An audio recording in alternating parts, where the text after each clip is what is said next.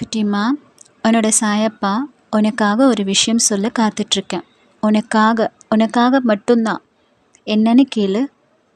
முதல்ல உன்னோட மதிப்பு என்னன்னு தெரிஞ்சுக்கோ. உன்னோட மதிப்பை நீயே புரிஞ்சுக்கலன்னா மற்றவங்க எப்படி புரிஞ்சுப்பாங்க? உன்னை நீ வெறுக்கக்கூடாது. உன்னை நீ தள்ளி வைக்கக்கூடாது. உன்னை நீ வெறுக்கும்போது, தள்ளி வைக்கும்போது மற்றவங்களும் அதை தான் செய்வாங்க. அதை பார்த்து நீயும் கண்ணீர் விடுற. நீ என்ன பண்ணுறியோ அதை தான் இந்த மக்களும் இந்த உலகமும் உனக்கு திரும்ப கொடுக்கும்.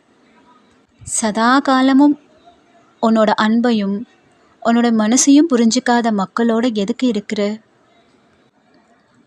அப்போ உன்னோட வாழ்க்கையில் பிரச்சனை யார்கிட்ட இருக்குது? உன்கிட்ட இருக்குது. ஆமாம், உன்கிட்ட தான் இருக்குது. அப்போது உன்னை நீ மாற்றிக்கணும்.